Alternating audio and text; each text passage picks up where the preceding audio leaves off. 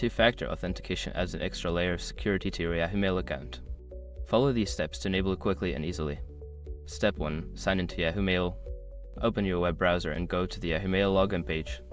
Enter your email address and password to access your account. Step 2. Access account security settings. Once loaded in, click on your profile name or icon in the top right corner. From the drop-down menu, select Account Info, then click on Account Security. Step 3. Enable two-step verification. In the Account Security section, look for the option labeled Two-Step Verification.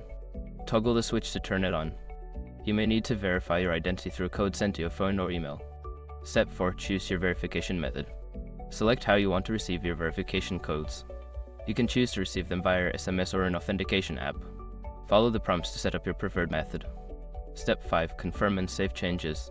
Before starting recovery, use the sroc.com link in the description to open the account recovery checklist generator and make sure your verification details are ready.